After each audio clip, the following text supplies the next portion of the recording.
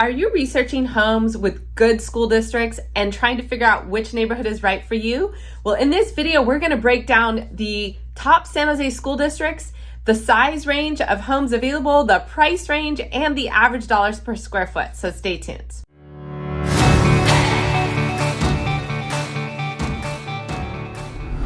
Hi, I'm Theresa Wellman with Homeowner Experience Real Estate, and working with home buyers here in the San Jose area, I often am asked which neighborhood is best for us to live with good schools. Well, there's so many options here in San Jose and so many different neighborhoods that it's really difficult to narrow down without getting into some specifics. So today I'm going to guide you with a little bit of data and numbers to help you maybe look at where might be a good fit for your home search. Ultimately, you want to be focusing on 3 to 4 neighborhoods that meet your criteria so that you can find the right home for you. Especially here in 2023, we have extremely low inventory, so you need to be open, flexible to what options might work. So we're going to share a resource at the end that's going to really help you understand even more how to narrow that search down and find the right school for you. So definitely stay to the end to get that resource. Now let's start off and say that, you know what, homes in good school districts cost more money. And I think most of you realize that, but did you know in San Jose, most of the top school districts are costing about $1,000 a square foot or more. So we're gonna look at some of that data today and break it down so that you can focus on a right neighborhood. In a previous video about where to live for the best schools in San Jose, I showed you how to use some of the tools to really narrow it down based on your budget and your school requirements. Those will guide you to a few options. And now this is going to give you a different perspective and overview to look at prices and maybe the size of home that you could get in those particular neighborhoods. For example, if you have a large household, maybe you've got extended family living with you, you're going to need a bigger home. So maybe some of these school districts, because of the dollar per square foot, are just not going to be in your budget because they have smaller homes at high price points. Where some of the other neighborhoods, you're gonna find you can get a little bit more square footage for about the same price, or, a balance. So let's dig into the actual data here. So to arrive at these numbers, I searched actual sold homes for the third quarter of 2023. And I crunched some of this data to give you a feel of the price ranges that you could see. So these school districts come from a previous video as mentioned before. So if we focus more on the West San Jose neighborhood, we're looking at Campbell Elementary School District as well as Moreland School District.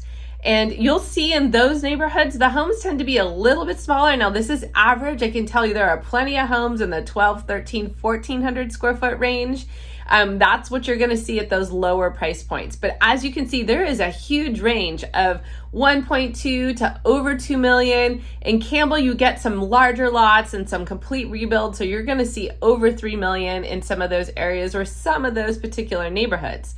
And we're looking at an average of $1,100 a square foot. And again, I will tell you, those top schools in that district are going to be higher than that for sure.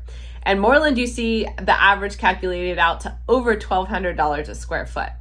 Now, if we move further south into the Cambrian area where we're going to have Union Elementary School District and Cambrian Elementary School District, you see, number one, the homes get a little bit larger.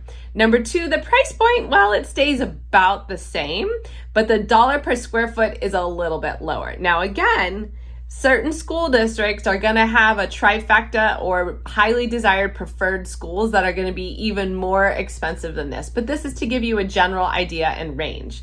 I found it kind of interesting as, the dollar per or the actual average square foot changes quite a bit by general area.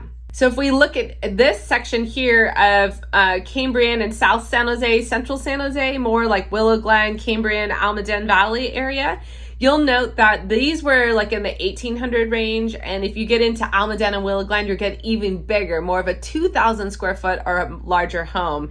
And look at this range in Willow Glen. Obviously, you're not getting a 2,000 square foot home at $700,000, but there are some options in this section of the school district that are that low. Now, again, I did these researching based on some of these on zip code, some of it on school district.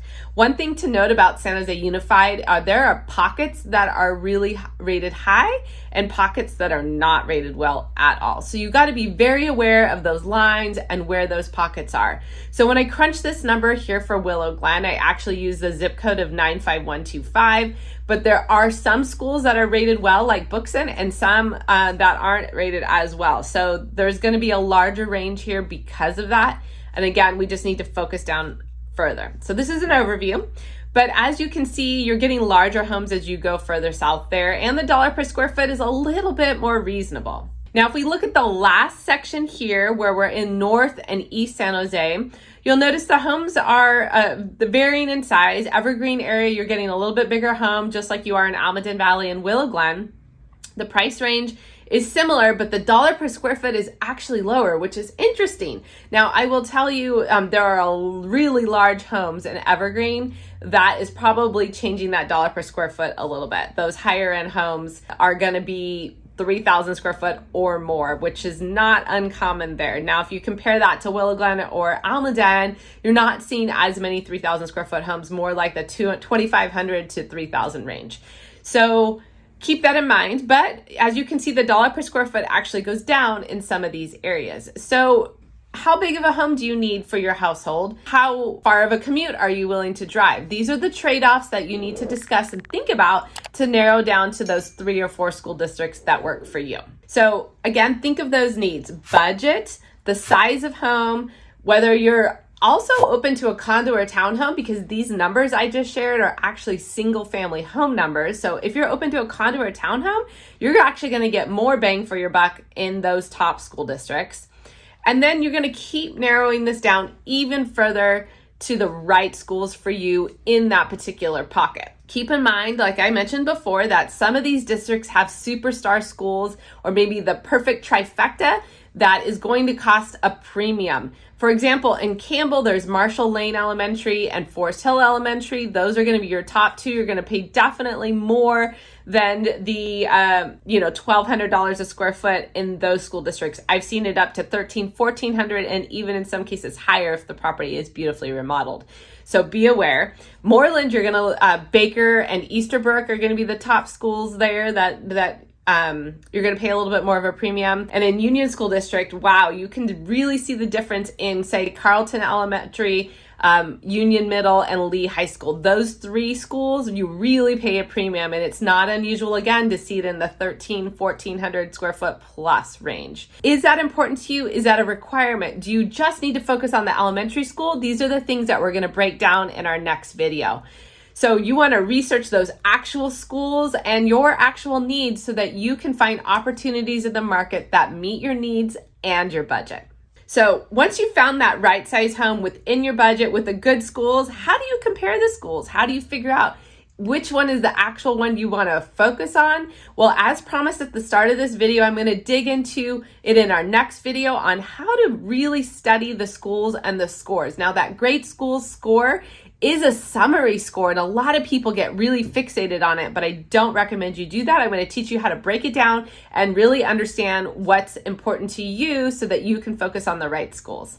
Thanks for joining me. I'm Theresa with Homeowner Experience Real Estate, and I love helping home buyers, especially our YouTube viewers, work through this for their home search. So if you'd like some personal guidance on your home search and identifying the right neighborhood, please schedule a buyer consultation and check out our home buyer guide with the links below. When you get serious about finding the next home, even if it's 3 to 6 months away, I recommend a buyer consultation. People often ask me tips and tricks for navigating the home buying process, and this buyer consultation meeting is focused on planning and educating you with insider tips. We enjoy putting the best plan together with you to create the best outcome. When we meet, these are things you can expect, things that my best clients say they really appreciated. First off, insider tips for the loan process and our list of favorite lenders, discussion of your purchase power and budget so you understand how banks determine loan amounts. Third, help you build your ideal property profile with your budget in mind, and also talk through the best tools to use and how to avoid common mistakes. And really valuable is we help you make a strategic plan and timeline to meet your goals. We'll also discuss different neighborhoods and cities and address your questions in this meeting. If these insider tips are what you're looking for, schedule a free buyer consultation with us, either in person or on Zoom. Check out the link below.